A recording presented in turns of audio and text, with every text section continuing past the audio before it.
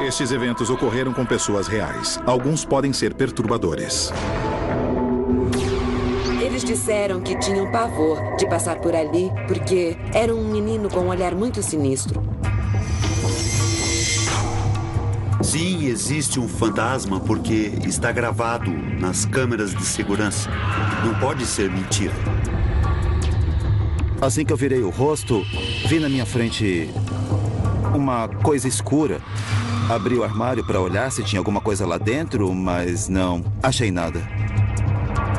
Naquela hora a cadeira começou a estremecer. Começou a fazer um barulho meio estranho. Não sabia o que fazer. A primeira coisa foi dizer: chega, não jogo mais, já chega. Essa menina estava sofrendo muito, definitivamente.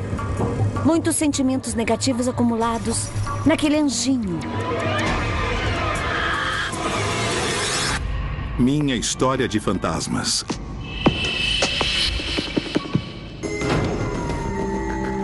Era um menino com um olhar muito sinistro.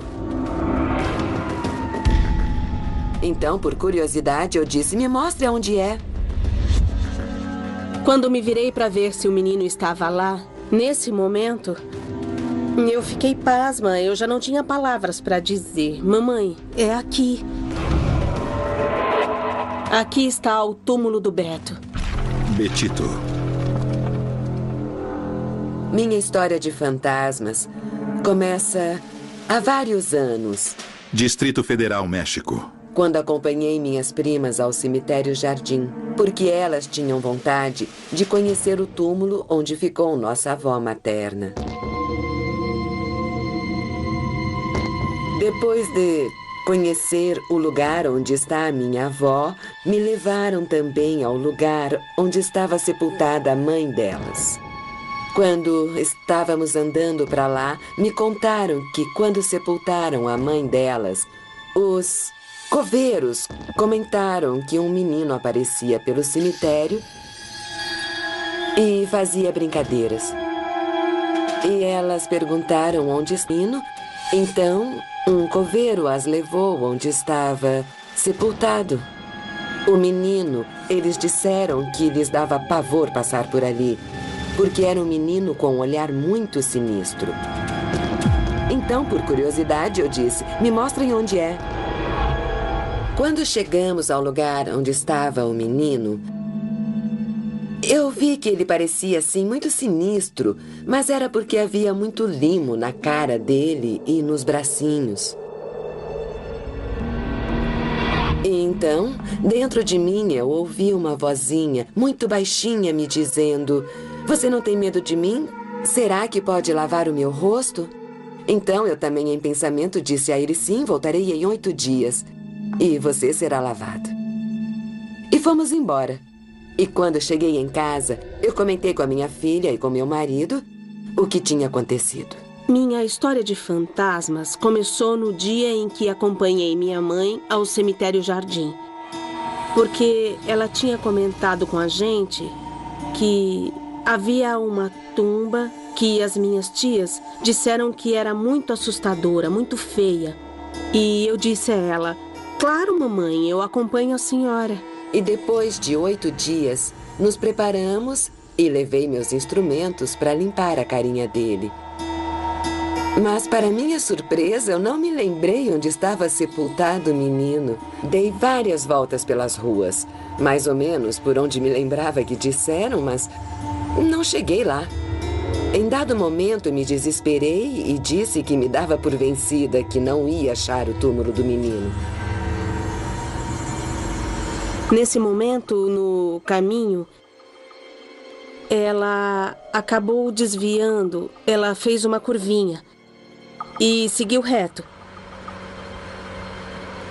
Nesse momento, atravessou a rua uma criaturinha pequena, caminhando, correndo e se virando para trás. Um menino. Tive de frear tão bruscamente que o carro morreu. E eu disse, mas como podem soltar uma criança assim? E eu desci do carro muito brava. Eu ia dar uma bronca na mãe, porque ela o soltou e o menino saiu correndo por uma avenida do cemitério. Quando eu me virei, não havia ninguém, não tinha ninguém atrás do menino. E ele tinha simplesmente desaparecido diante de nossos olhos. E o carro parou. E eu, por estar distraída, preparando a minha câmera, eu bati a testa no vidro. Fiquei com um galo na testa. Mas nessa hora, minha mãe me falou: espera, eu vou descer porque eu quero ver onde é que está a mãe do menino. E eu disse, tá bom, mamãe. E também desci. E assim que eu saí do carro, eu vi o túmulo do Betito. Mas quando eu me virei para ver se o menino estava lá, nesse momento, eu fiquei pasma. Eu já não tinha palavras para dizer, mamãe, é aqui. Aqui está o túmulo do Beto. E a minha mãe viu que não havia ninguém perto de nós, não havia gente, nem o menino. Então, aí sim, eu também tive calafrios. E a minha mãe também ficou assim, dizendo que tínhamos achado a tumba do Betito. Saí do carro, peguei meus apetrechos e comecei a limpar o rosto dele. Minha filha tinha preparado a câmera Polaroid para ir tirando fotos assim que chegamos. E assim que vi que aquele era o túmulo, ela começou a tirar fotos.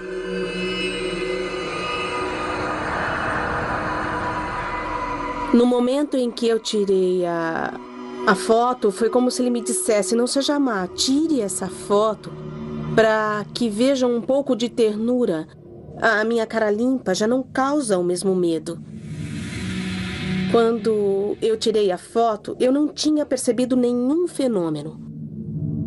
Mas quando a minha mãe me mostrou, eu fui a primeira a dizer, aqui tem o rosto de alguém. Eu não sei, na verdade, se era o rosto do Betito, ou se era do pai dele, ou da mãe dele. Isso eu não sei.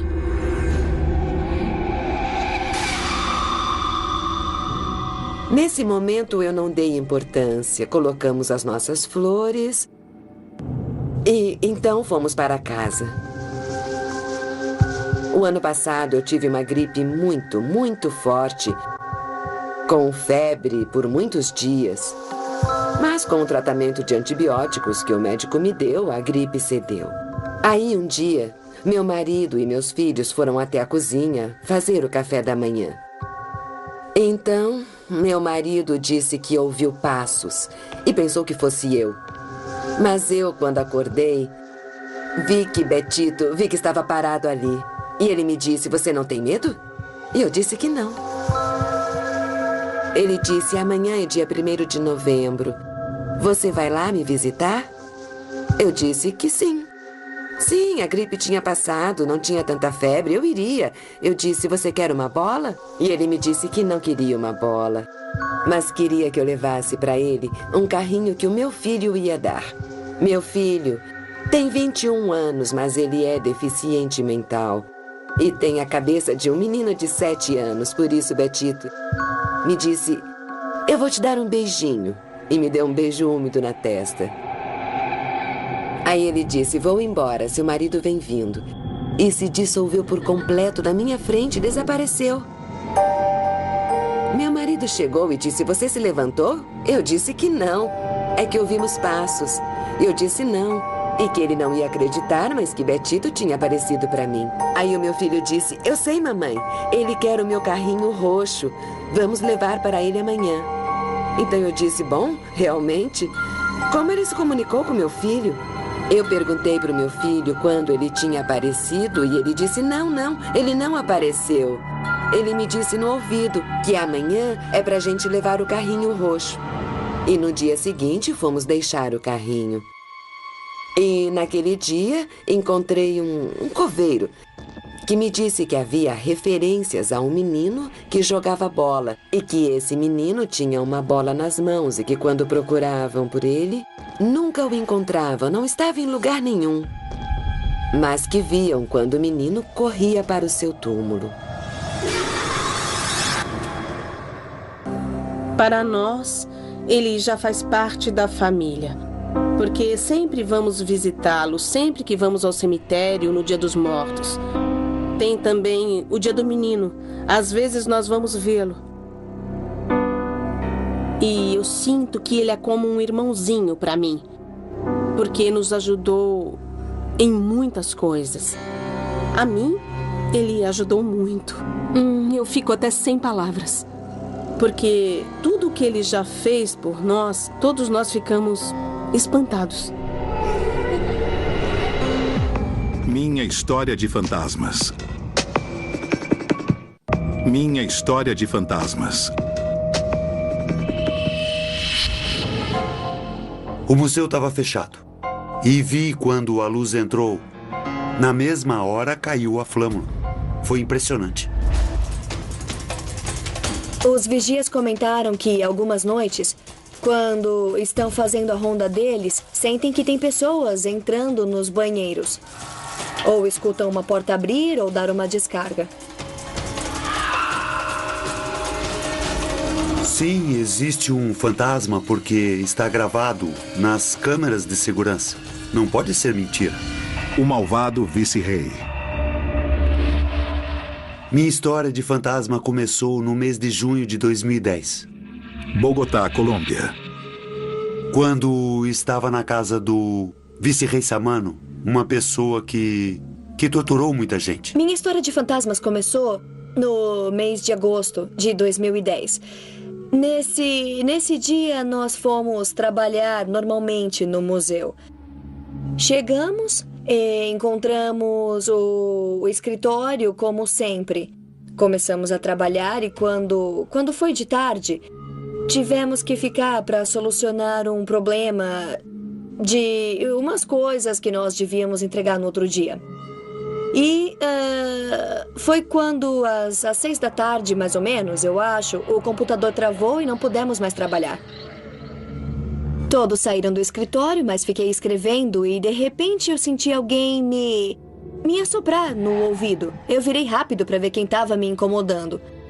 E, nesse momento, eu olhei para o chão, porque eu vi tipo uma coisa passar e vi 2 luzes que passaram pelo chão, atravessando o escritório de um lado ao outro. Era uma luz muito, muito fora do lugar e passou pelo lado e não tinha nenhum espelho, não tinha outras lâmpadas que sugerisse que fosse uma luz, sei lá, comum. Fiquei meio paralisada, perdi o meu fôlego por um momento e comecei a sentir muito, muito frio e também um pouco de calafrios. Houve uma mudança de clima muito estranha. Dava um pouco de medo, essa energia que eu não sei se era boa, não me tranquilizava em nada, só me deixava muito, muito inquieta. No começo, como sempre, nós céticos, começamos a fazer uma investigação. E não tinha nenhum ponto focal, sabe? Então, não dava para explicar essas luzes. A luz era um círculo nem muito pequeno, nem muito grande. E ele andava pela casa toda, pelo pátio, pelos corredores, pelo segundo andar. E quando a flâmula caiu, eu vi que o museu estava fechado. E vi quando a luz entrou. E na mesma hora caiu a flâmula. Foi impressionante. E parece que tem alguém atrás da gente. Ninguém. Quando eu andei pelo segundo andar, pela sala, parecia que alguém estava atrás de mim, como que me seguindo. Quando eu entrei no banheiro, como a luz se apaga a cada 3 minutos, ouvi barulhos de gente dentro da casa. Às vezes estamos dentro da casa e se fecham, de repente, as portas das sacadas, principalmente, e as que dão para as escadas. E lá não há correntes de ar que façam com que essas portas se fechem, sozinhas. Os vigias comentaram que algumas noites, quando estão fazendo a ronda deles, sentem que tem pessoas entrando nos banheiros. Ou escutam uma porta abrir ou dar uma descarga no banheiro. As torneiras abrem e quando você olha para as câmeras de monitoramento, não tem ninguém. Quando você vai para o segundo piso, você sobe a escada e você sente que tem alguém atrás de você e ouve os passos. Quando você dá um passo ou sobe outro degrau, sente que alguém segue você. Durante muito tempo, as câmeras de segurança presenciaram ou registraram esse tipo de luzes. Brancas que passavam e redondas que passavam por toda a casa. Principalmente pelo espaço da casa velha, não da parte que tinha sido restaurada.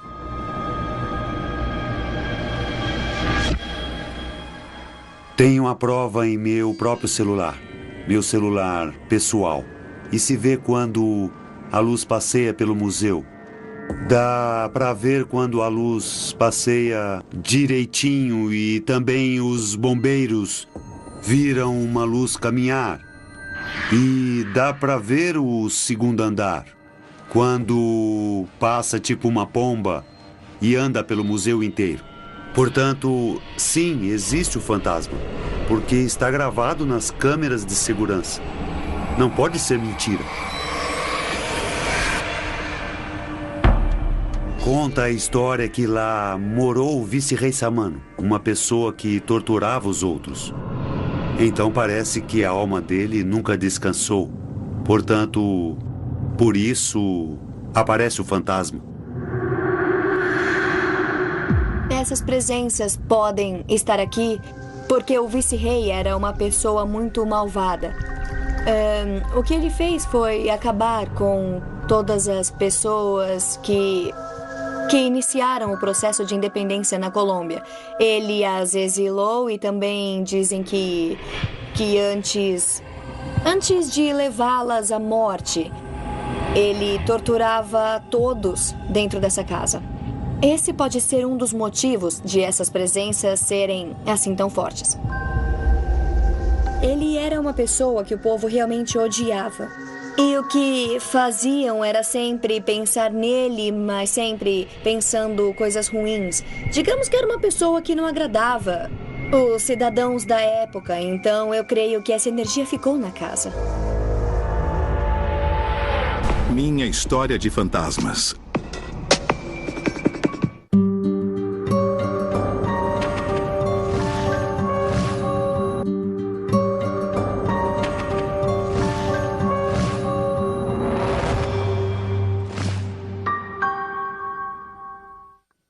Minha história de fantasmas. E assim que eu virei o rosto, eu vi na minha frente uma coisa escura.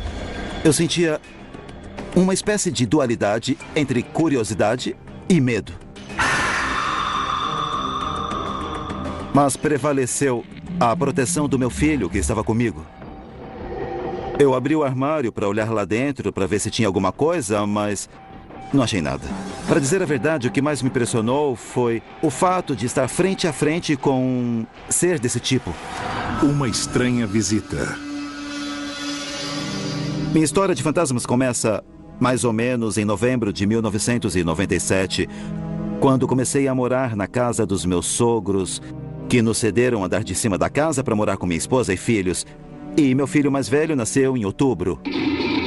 Lima, Peru. O fato é que um dia, sei lá, não lembro, devia ser 2:30 ou 2:45, eu resolvi descer ao andar térreo, onde fica o quarto da minha sogra. Não tinha ninguém em casa. Eu deitei o meu filho mais velho, que tinha alguns meses de idade, coloquei ele na cama da minha sogra. E na hora que eu me deitei ao lado dele, eu senti uma espécie de frio que me invadiu. O frio vinha do lado oposto, onde eu estava, de frente para a porta, não tinha janelas abertas.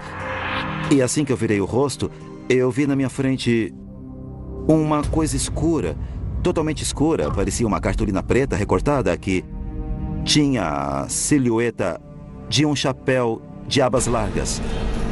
uma espécie de capa e botas. Mas as botas só apareciam pela metade, porque esse ser não pisava no chão, só flutuava.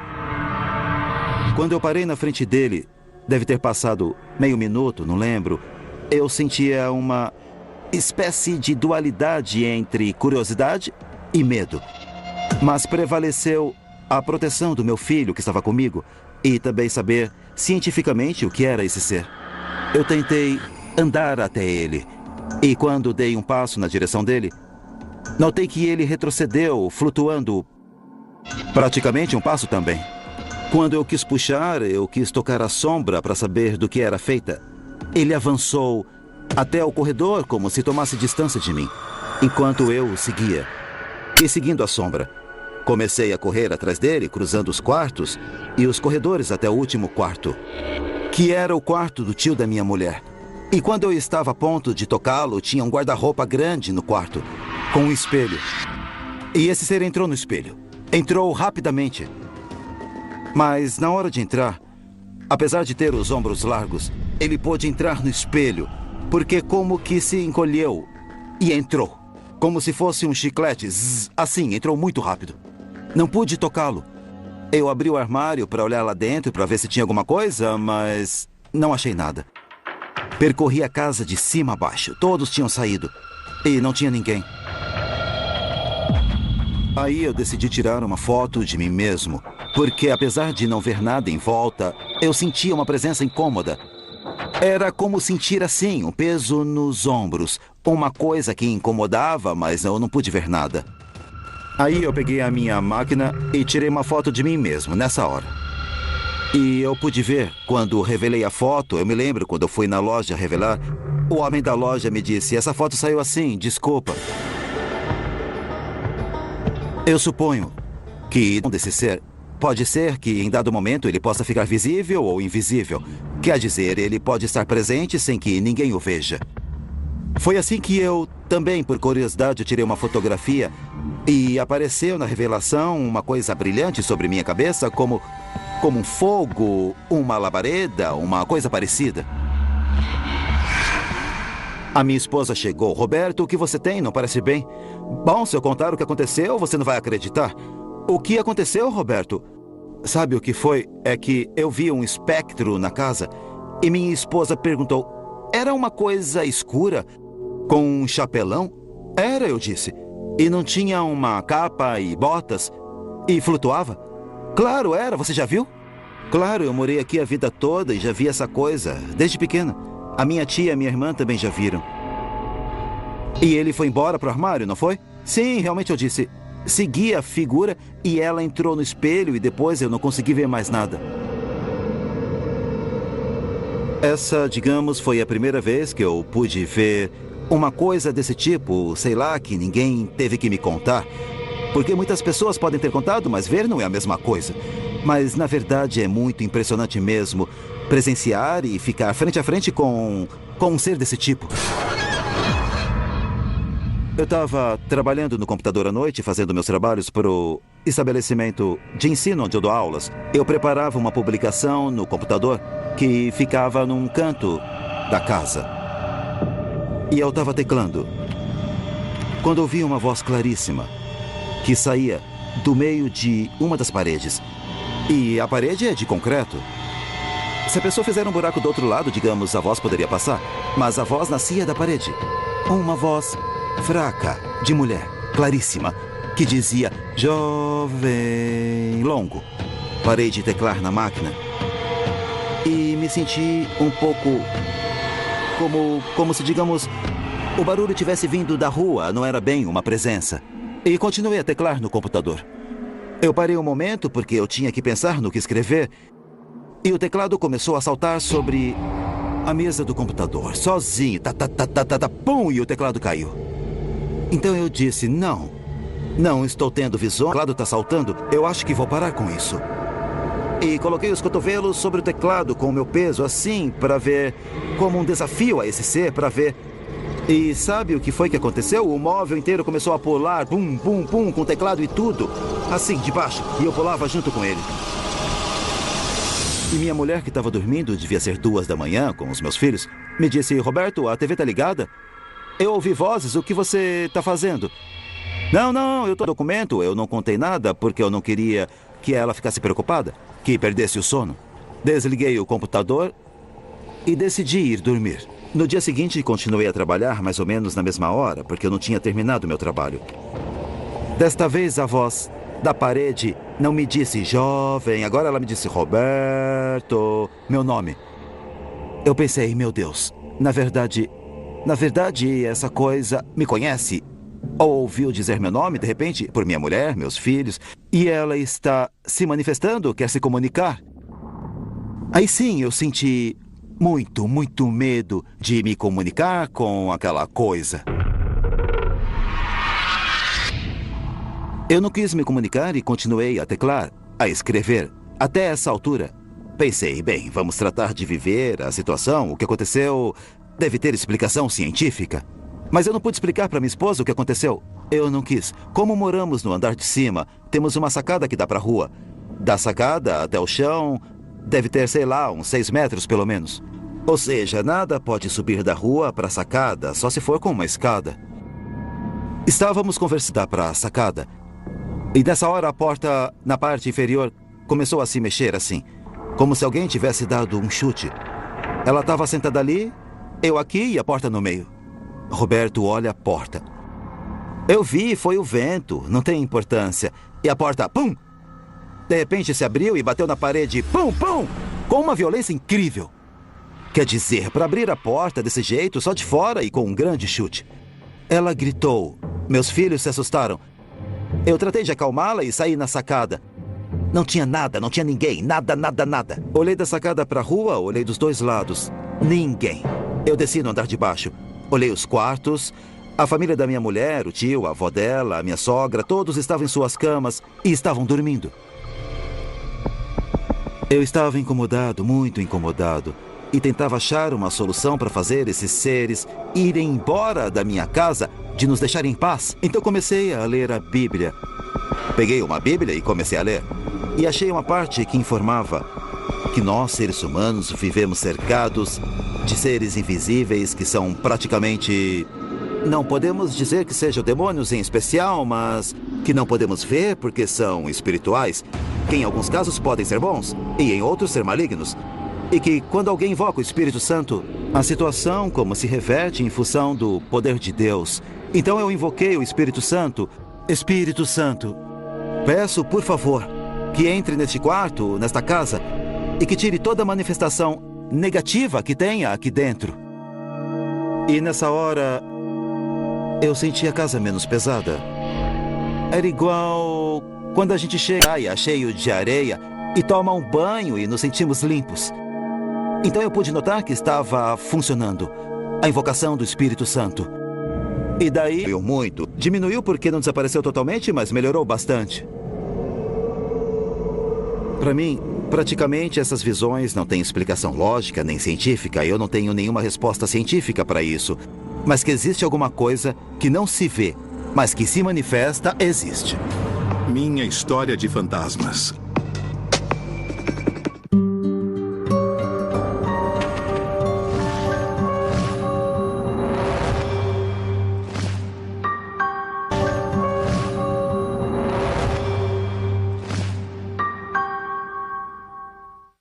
Minha história de fantasmas. A Laura começou com uma voz um pouco mais séria. Alguém está aí? E o copo começou a se mexer. Naquela hora a cadeira começou a estremecer. Começou a fazer um barulho meio estranho. Eu não acreditava nessas coisas. Pra mim não existiam. Não sabia o que fazer. A primeira coisa foi dizer, chega, eu não jogo mais, já chega. Jogos perigosos. Minha história de fantasmas começou no fim de novembro de 2010. Montevidéu, Uruguai. Eu estava com meu primo Damian hospedada na casa dele. E ele sempre gostou dessa história de jogar Ouija, sabe? O jogo do copo. De outro mundo, ele sempre gostou. A minha história de fantasma começou em novembro de 2010. E, se não me falha a memória, foi no dia 28. Eu consegui um tabuleiro Ouija e aproveitei que a minha prima estava... Ela estava em casa com uma amiga e decidimos jogar. Então foi... Na verdade, eu liguei pra ela e falei... E aí? Você quer? Vamos jogar hoje à noite? Então nós chegamos, comemos umas pizzas, vimos um pouco de televisão, conversamos. E aí, numa determinada hora, nós decidimos jogar. Então nós fomos pra sala de jantar. Então eu tinha levado... Eu coloquei no chão, eu levei também um gravador de áudio e uma câmera. E só isso, eu preparei a câmera, liguei o gravador de áudio... E pronto, nós começamos. Nos sentamos e começamos a jogar. Pusemos os dedos e no começo as perguntas eram mais em tom de brincadeira, não ia dar em nada. Mais ou menos que por intuição eu falei, vamos todo mundo colocar os dedos em cima do copo. E foi exatamente isso que a gente fez. Então eu falei pra Laura, fala alguma coisa, o que você queria dizer pra chamar alguém. E aí a Laura começou, tem alguém aí? Algum espírito, alguma coisa? E a gente olhava e não acontecia nada. Mas é claro que eu achei que não era nada, eu achei que era falta de concentração, eu achei que ninguém estava a fim de jogar. Mas depois, quando a gente entrou de cabeça no jogo, aí sim. A Laura começou com a voz um pouco mais séria. Alguém está aí? Foi justamente aí que o copo começou a se mexer pro sim. O clima foi sendo preparado e o jogo foi melhorando e jogamos de verdade. E o copo começou a se mover. E aí não acreditei no que estava vendo. Não foi nada demais e mesmo assim a minha prima já estava meio assustada. E naquela hora a cadeira começou a estremecer. Começou a fazer um barulho meio estranho. E a minha prima já não queria mais saber de nada. E a cadeira, de repente, do nada, ela começou a sair abruptamente voando. Ela saiu meio que deslizando pelo meio da sala. Primeiro pensei que era um deles que estivesse fazendo uma brincadeira. Quer dizer, eu não acreditava. Pra mim, isso não existia. E a cadeira, se mexer sozinha, isso era uma coisa impossível. Então eu tinha certeza de que os dois estavam de brincadeira. Eu não acreditava nisso. Mas não. A cadeira começou a fazer barulho e quando se mexeu... Eu vi os dois e não...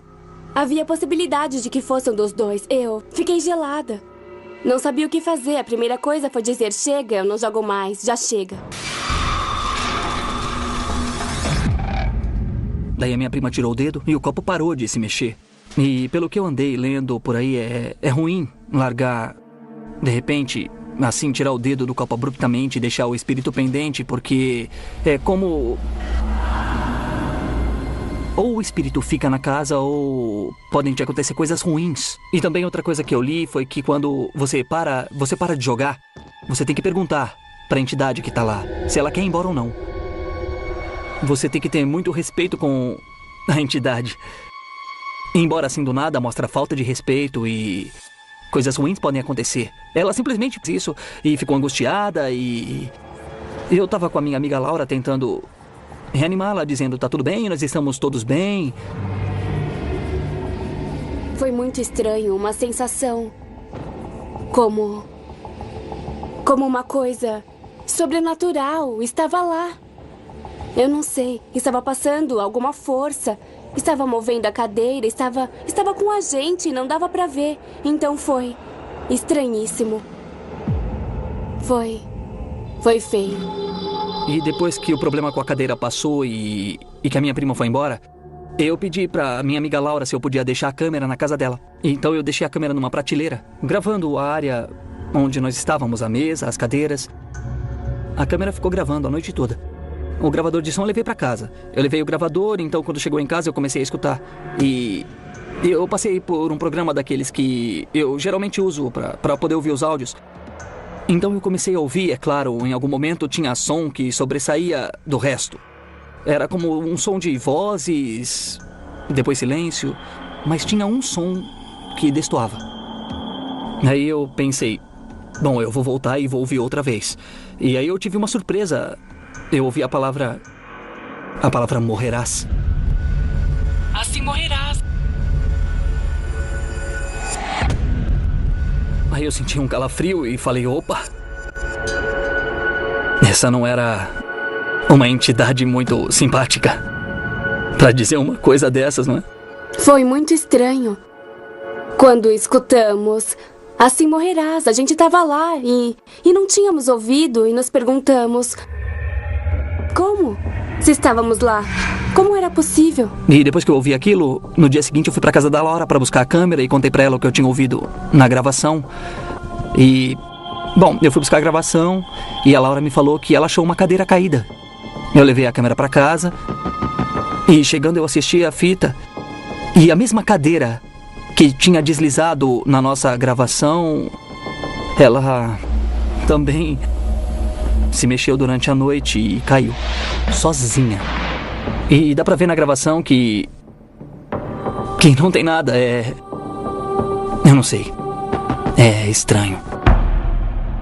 Eu comecei a me perguntar o que podia ter acontecido. Antes dela morar naquela casa, a casa foi um asilo geriátrico. Foi um lar de idosos. E, bom, pode ter sido um deles, talvez seja essa a explicação. Talvez tenha sido alguma pessoa que morreu ali. Com certeza alguém tinha morrido ali. Então era como se o espírito tivesse ficado lá. Então, pra mim, era isso. Aconteceram as circunstâncias para que ele se manifestasse.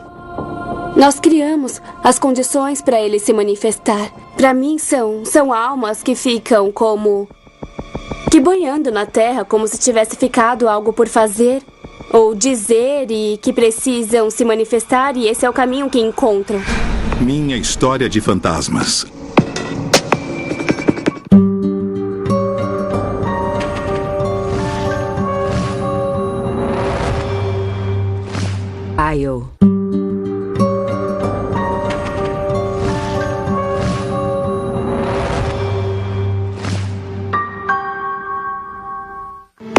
Minha história de fantasmas.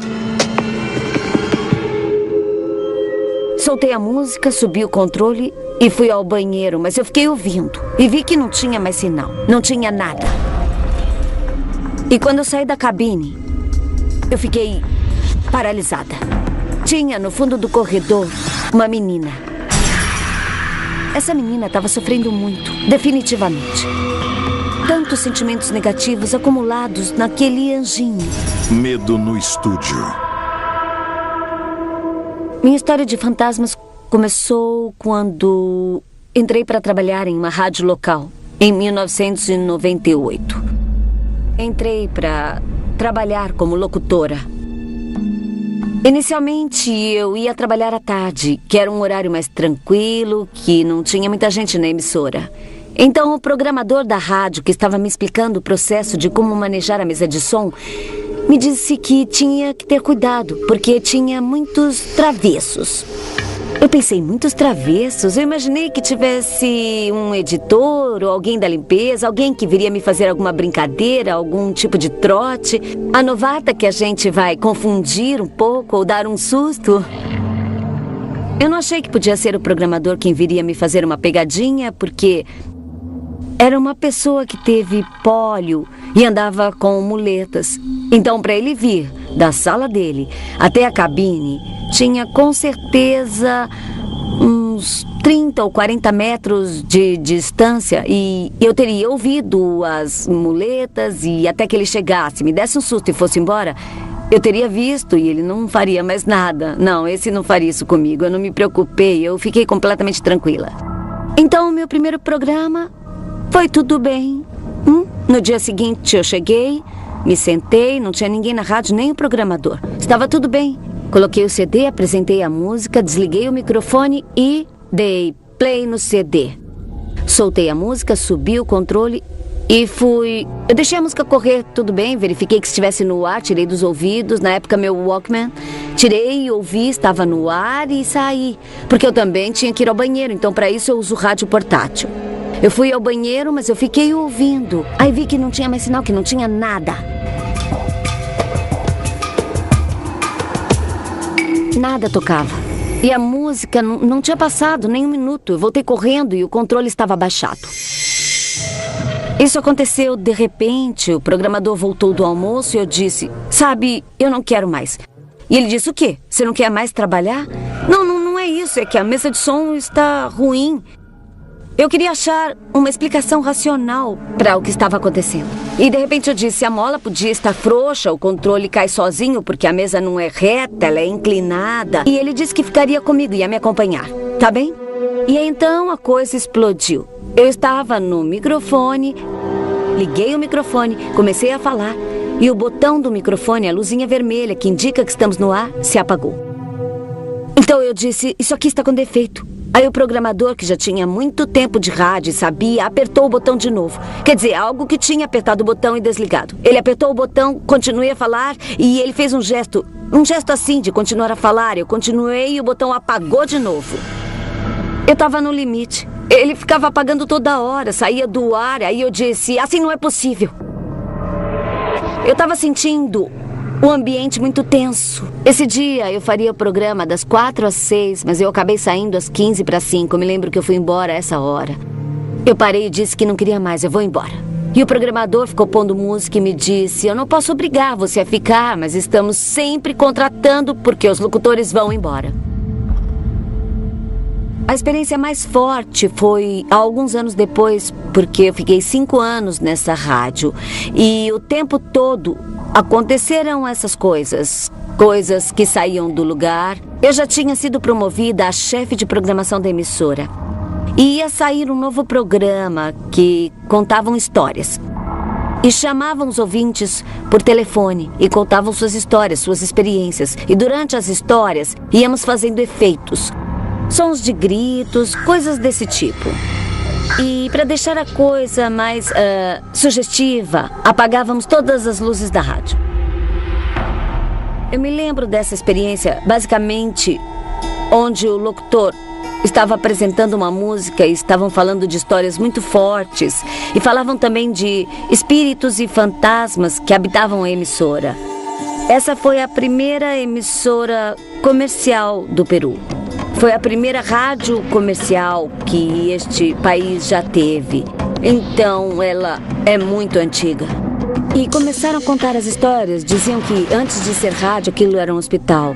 E que a área onde estava a rádio, no 5º andar do edifício, que tem 5 andares, era a área de crianças. Um pavilhão de crianças que pegou fogo. Enfim, 1000 histórias daquela emissora. Saí de onde estavam os locutores para ir à cabine dos operadores. E quando eu saí, a rádio era assim: aqui estavam as cabines e aqui havia um corredor. Um corredor muito comprido e no fim ficava a discoteca da rádio, onde guardavam todas as músicas. E estava tudo apagado, todas as luzes apagadas. Não se via nada, nem sua sombra, porque não tinha luz, não tinha nada, só a luz do computador. Então eu saí da cabine e fiquei paralisada. Eu não posso dizer que vi alguma coisa. Não era uma imagem clara. Tinha no fundo do corredor uma menina. Eu vi uma menina. Eu não vi o rosto com nitidez, mas eu pude ver um vestido. Eu não vi os pés e ela estava lá no fundo, assim como uma imagem borrada. E sabe, literalmente, filmes de terror tem que ter visto alguma coisa, porque foi como nos filmes de terror. Eu vi uma imagem borrada, assim meio nebulosa. Mas era impossível não ver naquela escuridão. E era branca, como se tivesse uma luz. Eu não distingui os traços do rosto, mas era uma imagem, era mais uma sensação e eu fico até arrepiada. Era uma imagem de cabelos longos, mas assim como se estivessem molhados. Quer dizer, era uma sensação horrível, indescritível. Era como, não sei, como que de frustração, era impotência. Essa menina estava sofrendo muito, definitivamente. Ela não estava onde queria estar. Eu não sei o que ela queria me dizer.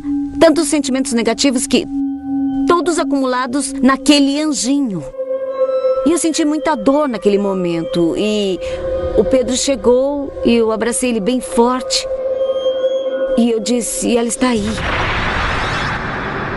Depois desse incidente, eu não voltei mais na emissora. E especialmente no período, nos horários da noite. Eu tentava evitar ao máximo, só se tivesse mesmo que ir, mas eu sempre ia com alguém. A sensação foi muito triste e eu não queria mais sentir aquilo. Quando eu chegava na rádio, Pedro Arévalo, o diretor daquele programa, teve a ideia de começar a gravar psicofonias, que são sons do além. Ele começou a gravar psicofonias porque no fim eram mensagens de áudio totalmente imprecisas para o estilo do programa e para o veículo de transmissão, a rádio. Então, começamos a gravar muitas psicofonias, mas algumas foram casuais. Como, por exemplo, um dia em que eu estava em uma entrevista na minha cabine e a gente tinha assegurado de que os canais não se misturassem às outras frequências para termos um sinal limpo só para o microfone, sem outros sinais. Isso serve para assegurar a qualidade de áudio, basicamente. Então eu estava na entrevista e no momento de ouvir a entrevista para poder editar, eu ouvi uma voz lá no fundo, que para mim era um grito que dizia: "Mamãe!"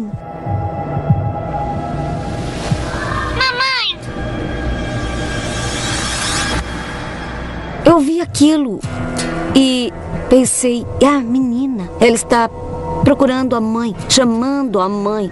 Eu não relacionei isso ao chamado da mãe, mas eu pensei que era a menina e tive um flashback do que tinha acontecido aquele dia. Basicamente, aquela silhueta do fundo, iluminada, mas borrada. Então, a essa imagem de fundo, eu associei o som mamãe. E senti que ela estava procurando a mãe dela. Foi o que aconteceu, por isso eu senti que ela estava perdida, por isso eu senti o sofrimento dela, porque ela estava procurando a mãe dela. Psicofonia. Eu acho que ela era um anjinho perdido, que na verdade estava procurando a mãe. E que se conectava com alguém que era sensível, nesse caso eu, e que tinha um forte instinto maternal, como quase todas nós, mulheres, temos. E basicamente porque eu era a única mulher da rádio. Nessa emissora, na época e durante quase 2 anos, eu fui a única mulher locutora trabalhando na rádio. Então, não tinha mais ninguém para ela chamar de mãe, não é mesmo? Eu comecei a sentir uma rejeição pela rádio. Eu já não queria mais estar lá. Eu não ouvia mais rádio. Depois de passar toda a minha carreira nisso, desde a universidade, meu mundo era rádio. Eu já não queria ouvir rádio. Porque depois da história da psicofonia, sempre que eu ouvia a rádio e as frequências se misturavam, eu esperava ouvir algo mais. Minha História de Fantasmas.